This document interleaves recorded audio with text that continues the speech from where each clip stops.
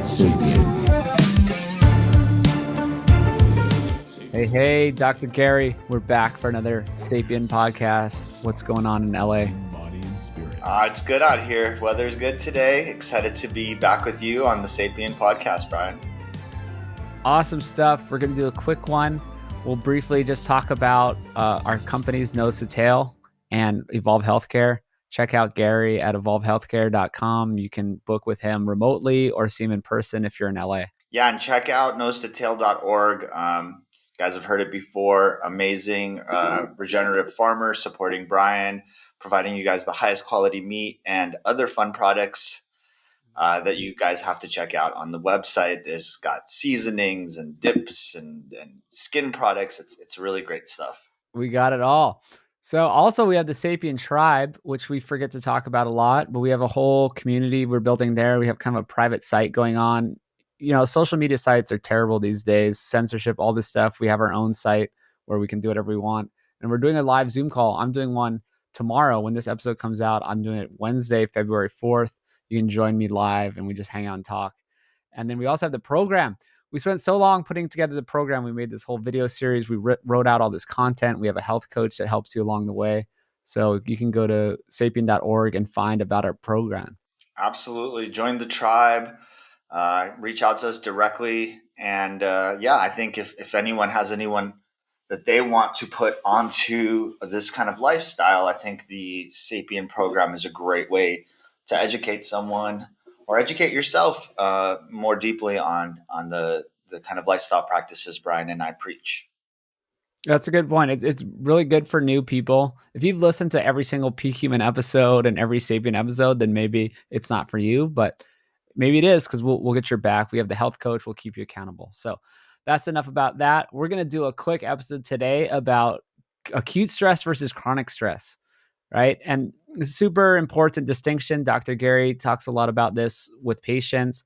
I love to think about it. Good stress, bad stress, very different.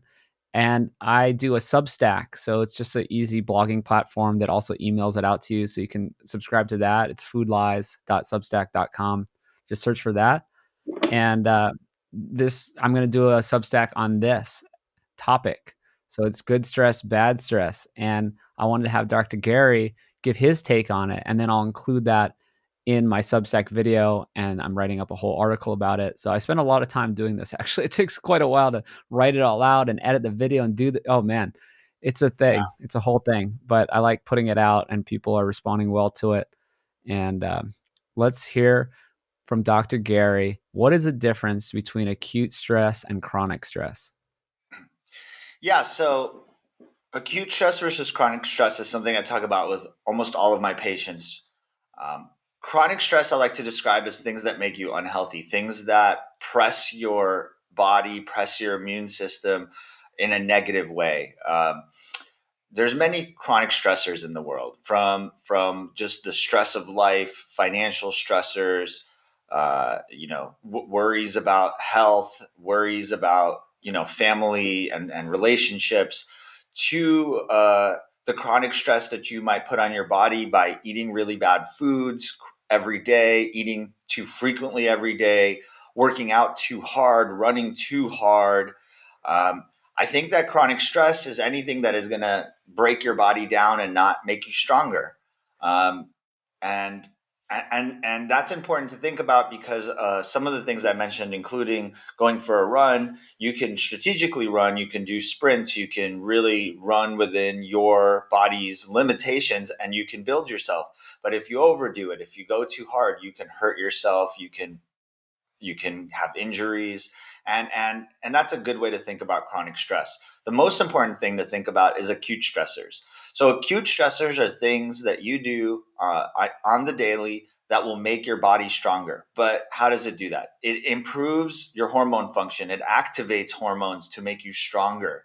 It activates your immune system so you're more prepared for an infection or to fight whatever your body comes your way. I like to present 5 acute stressors. There's certainly more than these, but these are 5 simple things you can do every day to make your body stronger. I'm going to start with the obvious one, which is high intensity interval training. So when you do exercise, it's important to know that you don't need to exercise for hours and hours and hours. You can work really hard for short periods of time and maximize your gains. So high intensity interval training literally means something like heavy weightlifting, sprints, these kind of short bursts of exertion with ample rest in between. And we know through many, many studies that this is the best way to build muscle, build your cardiovascular system, and really improve your body composition. The next one I always bring up is food, nutrition. Nutrition is a tricky one because the way you eat and what you eat will either give you an acute stress or a chronic stress. And Brian will talk about that more, but from the acute stress side, I really think that the most powerful intervention that I can teach any one of my patients or anyone out there is intermittent fasting. When we think about acute stress, we're not specifically talking about just the 16-8 method where you don't eat super frequently, but the power of something like OMAD, one meal a day, something like a 24 or 48-hour fast. It puts a demand on your metabolism. It pushes your body to become stronger. It pushes your body to burn fat, and it teaches your body to be more efficient. Intermittent fasting has been shown to have many, many health benefits. But if you just think about it as strategically leveraging the stress on your body by not eating for long enough to demand your body to burn fat and to really optimize its metabolism, is a great way to heal your metabolism and heal your body and really cure yourself of many ills. Then I mentioned three other ones that I think are super simple, readily available, and anyone can do most days of the week. Number one is cold immersion therapy, and Brian again will talk much more about that. But going and taking cold showers, jumping into a cold bath, or doing it formally where you have your ice bucket and you really kind of make it really, really cold down into the 30s, and you spend time in that cold environment. It causes your body to release hormones, to release heat shock proteins, to do these powerful metabolic and cellular changes, which will make you stronger. And there's an overwhelming amount of evidence that this cold immersion therapy not only is good for your immune system, it's good for your brain and for mood disorders. It really, you can think of it as something that makes you superhuman. It is the ultimate biohack. And I could talk about cold immersion therapy for hours, and we will one day, but just if you're interested in it, I think the best example is the Wim Hof method. It's a way to leverage cold immersion therapy with deep breathing and meditation to really unlock your potential. Speaking to that, deep breathing. I think people don't think about deep breathing as an acute stress, and maybe that's not the best word to describe it, but I really think it's a way to think about deep breathing that will help you find success with that strategy. When you breathe, either box breathing or Wim Hof style breathing or a variety of other deep breathing strategies, you can push your body to become stronger. It opens your lungs. It releases hormones in your endothelium that will dilate blood vessels, and it will make your body healthier. What people don't realize is how infrequently you really take deep breaths. Most of the acute stressors that we're talking about, like high intensity interval training or cold immersion therapy, demand that you deep breathe. Otherwise, you're not going to get through your workout or sit in that tub for more than 10 seconds. So a lot of these stressors go together and can be stacked on top of each other to really maximize their benefit. And the fifth one that I think is actually the easiest for people to do is heat therapy. The most common is going into a sauna. The important part with this one is that it feels good in the beginning. So it's not the first 10 or 15 minutes that your body is really adapting, but it's those minutes after it starts getting a bit uncomfortable. Sometimes you need to turn the heat up, or sometimes you just need to spend more time in the hot environment. But that does a very similar thing to cold immersion therapy. Your body is required to adapt to this environment. You start breathing, you start sweating, and again, your body is releasing proteins and changing its neurochemical makeup to adapt to this environment. If you can leverage these 5 simple strategies on a day-to-day basis, not every one of them every day, but coming up with a routine that makes sense for you and your life, you can really maximize your health. And I think it's these acute stressors that are the real key to longevity. I love that. And I'd add sun exposure because there's a huge difference between acute and chronic sun exposure. Chronic sun exposure, you could get skin cancer. I mean, this is pretty obvious. If you just go out there and get roasted, that's not good. But if you have the acute, appropriate skin, exposure to sun, man, you're getting vitamin D. You're getting all kinds of stuff going on. There's even nitric oxide production from it that your skin. It's like it's way better than just taking vitamin D, right? And well, I love taking vitamin D because most people can't get out into the sun, but it's That's also true. important that it's the dose and the time. With sun exposure, if you're going to maximize the benefit, you really want to be out in the sun with as much of your skin exposed as possible. And it's really best to do that when the sun is right above your head. A good kind of trick to use is if your shadow is shorter than your body, then you know that the sun is in the right position in the sky for those appropriate light rays to come through that will activate vitamin D production. And then, of course, that's usually the hottest time of the day, and you have to strategically stop that exposure, or at least create some, put on some clothing, put on a hat to protect your skin from burning. So it's not simple enough to say just get sun exposure. You have to understand what the sun is doing, so you can go out at the appropriate time, and you can also stop at the appropriate time before it starts hurting you. Well, and it's a good point to illustrate what the difference is between acute and chronic stress, right? That's what we're talking about. And it's so easy to know that, right? It's so easy to see it in real time. You're getting sunburn, your skin. People can get like second degree, third degree burns from the sun. So to extend that out, talk about the fasting. Yes, I think it's a good thing to have that acute stress and not eat for a while and like mimic our ancestry, maybe. But also, just for eating every 2 hours is a chronic stress. If you think about your digestive system, it never getting a break, that's a chronic stress. So you can kind of think of fasting as different ways depending on how long you do it. But just not eating for 16 hours a day and then eating in an 8 hour window, like you mentioned, 16-8. I think what that is, it's like it's not so much an acute stress, it's a anti-chronic stress, right? You're getting rid of Yes. that chronic stress of your body having to deal with food every second of the day. And then, yes, if you extend it, like you also said, 24 to 48 hours, that's a great acute stress that's doable for people, and people, find many benefits from that. So food is a big factor in the acute versus chronic stress. And we can dive into food a little more because I mean, people eat food every day, all day, right? It's something we have to do.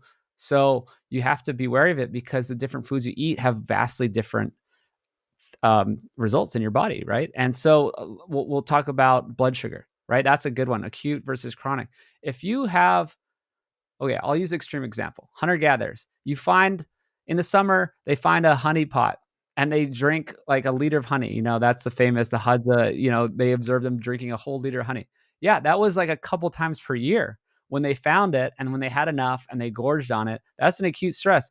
If you're doing the equivalent of eating a cup of honey every day, which most people are, if you do the math on how much sugar they're eating and refined carbohydrates, that is a terrible chronic stress. So tell me a little bit more about the blood sugar Yeah, part. I think about that on a hormonal level. So, if you're having an intermittent spike in your insulin, insulin is a growth factor. You need to spike your insulin from time to time. It's why, staying in ketosis indefinitely for months at a time, while it might be good for some chronic medical issues, it's actually really hard on your body.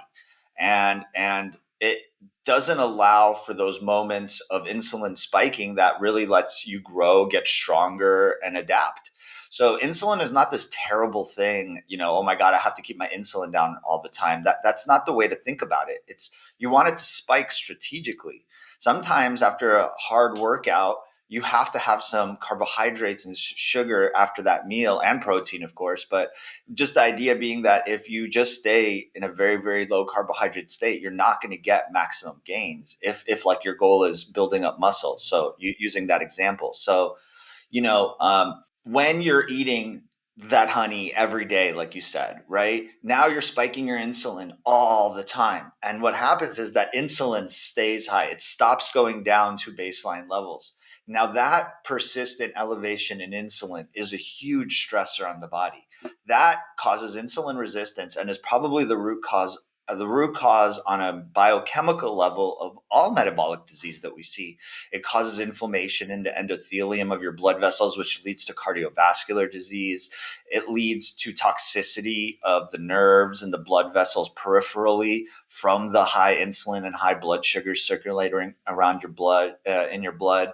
So, when it comes to food, understanding that it's not no carbs or carbs every day or just steak or no, it's never that simple. It's why we do these podcasts and talk about the same thing all the time, because there's so much nuance to it, and understanding that when you see people that were carnivore and transition to a carnivore-ish diet and add some sugar-rich foods which are non-inflammatory, like raw honey, like sweet fruits that are seasonal. Some people are eating white rice from time to time that's been washed a few times to make sure that all the anti-nutrients are gone.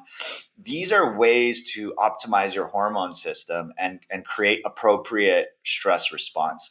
But when you're eating processed sugar, processed corn products that include dextrose and maltodextrin and high fructose corn syrup, now you're creating a real chronic stress in your body.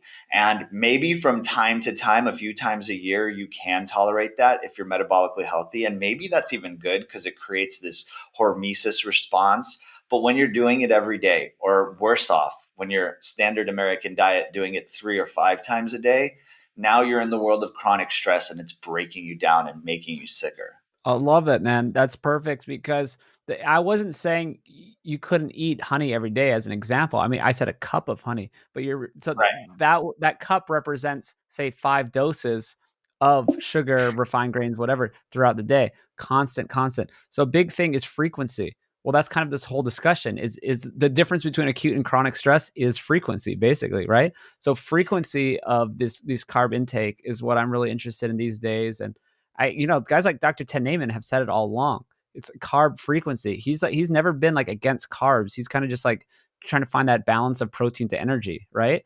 And so it's like he and we enjoy carbs once a day, right? It's like, but that's only once a day, and we're eating whole food carbs. We're eating a good raw honey or fruit or whatever it is, and that's fine. That's fine. But once you start doing it 4 times a day, every day, 3 times a day, every day, then it's not so fine. So huge difference. And we have a few minutes left. And another stressor on the body is the gut. I mean, it's like the physical, like we're talking more about this like biochemical, like we're talking about, like the blood sugar and the hormonal stuff. But really think about food. You eat kilograms of food per day, right? Like these are huge quantities that are interacting with your body, interacting with your gut. People have problems with leaky gut. People have problems with gluten. They could have problems with anti-nutrients, high oxalates. They could have problems just with the gut microbiome dysbiosis. You can have all kinds of stuff going on. So maybe just talk a little bit about that as a chronic stress. Well, I mean, look, if you're eating bad quality fats and you're eating foods that do not contribute to your healthy gut microbiome or kill the healthy gut microbiome, you're really destroying a part of your immune system. I think about the gut microbiome as your interface with the rest of the world. And if that is being constantly exposed to things that it should never naturally be exposed to, or if you're exposing it to something that it would rarely see, historically speaking, ancestrally speaking, it doesn't adapt well to it, and it ends up breaking down.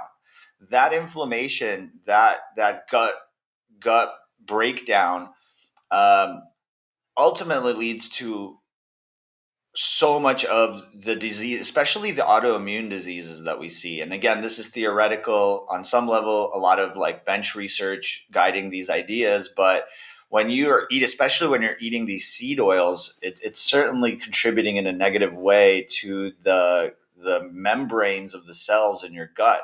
Those membranes then do not have a healthy relationship with the bacteria in your gut. And as a result, you have so many gut related diseases, leaky gut syndrome, autoimmune diseases like Crohn's disease, inflammatory bowel disease.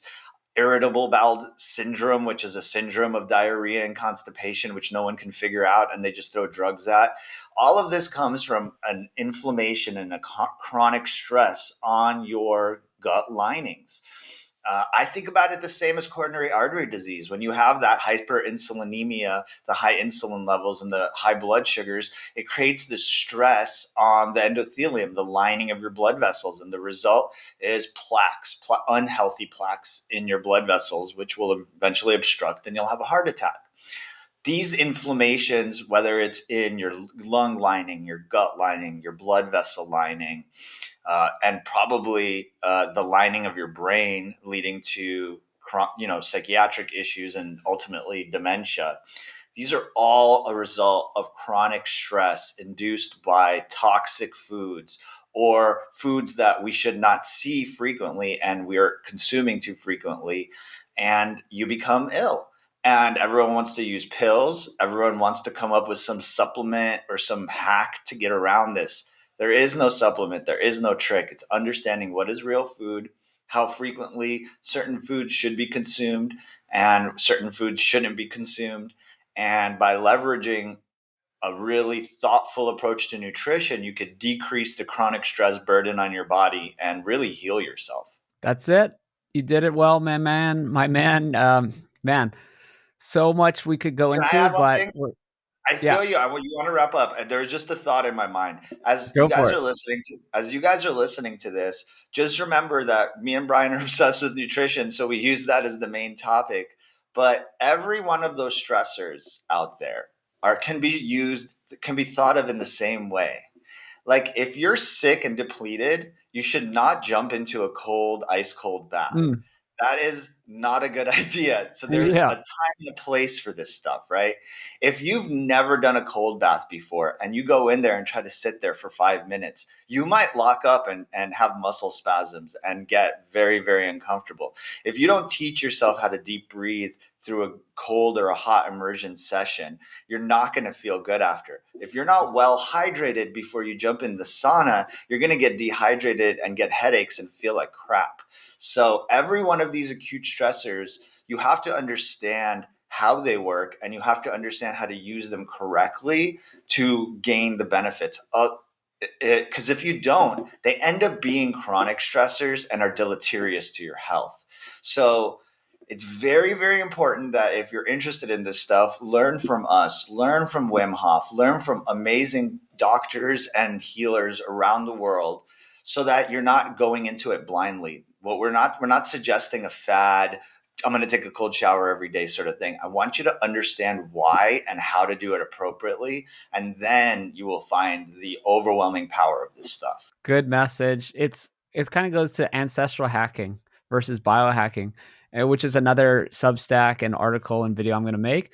But what Dr. Gary is saying is, well, all of these techniques are just mimicking how humans lived throughout history and just why we became so robust and resilient and anti-fragile. So I'll leave it at that. Thanks so much, Dr. Gary. Thanks everyone in the Sapien Tribe. Check us out at sapien.org. Go to nosetotale.org for all your meat, deliver it straight to you, and go to evolvehealthcare.com and book something with Dr. Gary. We got some awesome interviews coming up for the rest of the season, you guys. This was a quick one. Thank you for listening. Reach out to us if you have any other ideas of stuff that you would want me and Brian to talk about on these shorter platforms. Thanks, you guys. Take care.